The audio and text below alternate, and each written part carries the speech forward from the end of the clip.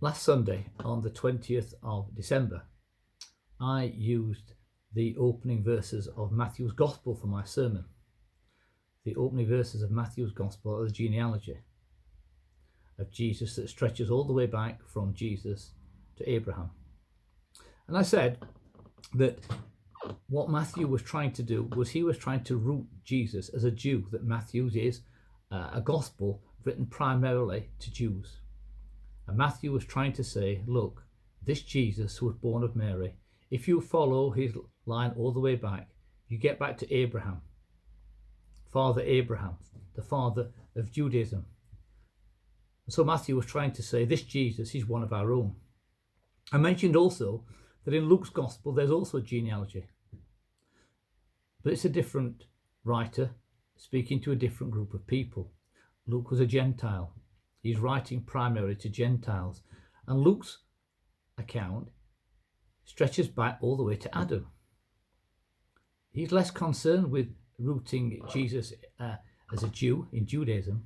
He's more interested in saying, look, this man, Jesus, if you can stretch his line all the way back to Adam, he's come from the same place as we have come. He is human as we are human. Two genealogies, both stretching back, but with two slightly different aims, but both of them saying, look, he's one of our own. Jesus is a Jew, but also Jesus is fully human. Today, on this last Sunday in December, I want to mention the third genealogy that there is in the Gospels. It's not instantly recognisable, and it's that passage that I read earlier on, John chapter 1. I want to read you the first few words from the first book of the Bible. The first book of the Bible, from Genesis.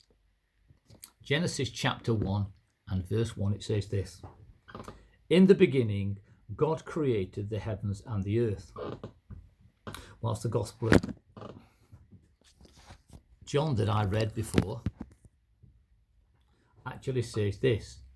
In the beginning was the Word, and the Word was with God, and the Word was God. He was with God in the beginning. The writer of John's Gospel reaches all the way back to the beginning of the Bible and places Jesus right at the beginning before creation. Here we might say that we have got the divine genealogy of Jesus. Here he is. In the beginning was the Word. Jesus is seen, as with verses go through, as the divine Word. The Word was with God. The Word was God. He was with God in the beginning. And it goes on to talk about that creation. Through him all things were made. Without him nothing was made that has been made. And that resonates with that first chapter, those first few verses, particularly in Genesis, when it talks about the earth being formless and the Spirit of God hovering over the waters and creation taking place. The writer of John's Gospel is rooting Jesus not just back beyond Judaism, not just back beyond Adam, but actually back to before anything was created. He is saying, actually, he's not only a Jew, he's not only human, but he is fully divine, and he was there before all creation. That's what the writer of John's Gospel is starting to do and seeking to do. As you look through John's Gospel, there are miracles, as there are in all the Gospels. But interestingly, in John's Gospel, those miracles are referred to as signs. You will have heard me in many of my other sermons refer to the fact that our role as Christians is to point people to Jesus. We are meant to be signposts. St. Paul, in one of his letters, I think it's a letter to Timothy, talks about being living epistles, living letters, known and read of all men. In other words, by our lives, people can look at us and read us and can see what this Christian faith is all about. And what we ought to be doing with our lives, and those epistles ought to be pointing people first and foremost to Jesus. The signs that Jesus did, the miracles, the raising of Lazarus, healings, they were all signs. Signs of what? They were signs that here was someone distinct. Not just distinct the fact that he was a Jew, not just distinct in his humanity, that he lived as everyone else did. He was distinct that he was also divine. The signs pointed to his divinity. And it's that John is pointing to in the first few verses of the book, the Gospel of John. There were signs pointing to the fact that Jesus is fully God. And so we have those three threads, the three genealogies. In fact, there's only Mark that doesn't have one. We have Jesus the Jew. He was fully Jewish. In fact, when Christianity first took root, it was known as, they weren't called Christians, they were Jews. And in fact, it wasn't until Acts, the book of Acts, the book that follows the Gospel of John, when Christianity actually began to touch the Gentiles. And they almost said, well, this new religion, can't we engage with it as well? And there's that famous passage when God reveals to Peter that actual fact, this Christian faith is not only a Jewish faith, but it's open to all men, as was promised to the father of Judaism, Abraham. That's what it's talking about. This book is saying that Jesus, who was a Jew, who was fully human, is also fully divine. So fully divine that he didn't just become the second person of the Trinity at his birth. No, there was something called the pre-existent Christ. What does that mean? Well, basically it means that Jesus existed as the second person of the Trinity before he was born, or before he was conceived in Mary's womb.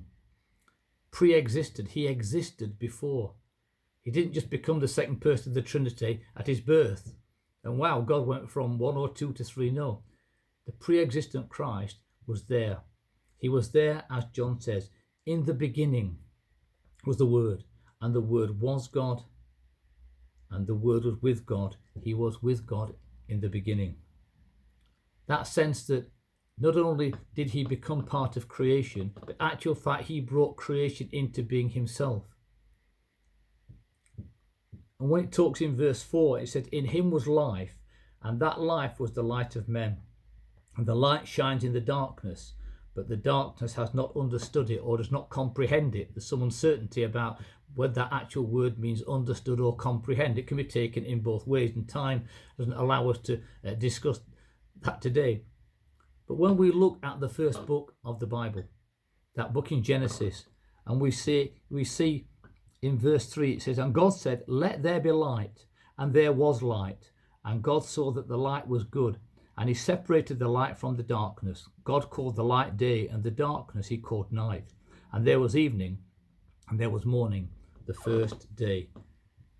John alludes to the same thought about light and dark, that light shining in the darkness, and the darkness cannot overcome it, can't comprehend it. It's a shame this year that we've not been to have a candlelit carol service. I love candlelit carol services. There's an aura about it. There's an atmosphere which the candles create. They're flickering, the dripping wax, the smell if you're near them. There's something else, isn't there? If you turn all the lights out and light one candle, that light can be seen all around you. The light eradicates the darkness. It's gone dark now outside. It's 20 to 5 at night while I'm recording this. But in the morning, the sun will come up. It might come up dimly because we're in winter, but the sun will rise and the light will overcome the darkness. The darkness will flee. Jesus, the Jew, Jesus, the human, Jesus, God in human form, came into this world to shine his light into the darkness, to bring forgiveness from sin, to give hope to the hopeless, to bring healing and strength and encouragement to the weak and the vulnerable and those marginalised in society today. We have 3 Gospels, 3 genealogies, all saying different things but the same thing, that this man came amongst us. This man was distinct. He did miracles. He did signs which pointed to who he was. God in human form. And that gospel that I read from John goes on to say this in verse 14. The word, that word that is mentioned in that first verse, that word that was with God at the beginning, that word that was there, the point of creation, and was involved in a very creation act, the word became flesh. Wow, just think about that. This word that was there at the beginning of time became flesh, took on this flesh and blood, hands and feet and face and eyes, features. The word became flesh and made his dwelling among us. What about this?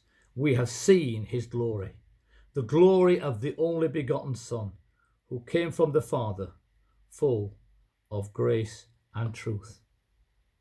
God, in his great love for mankind, came and dwelt among us. He took on human form, took on flesh and lived among us, that he might reconcile humanity with himself.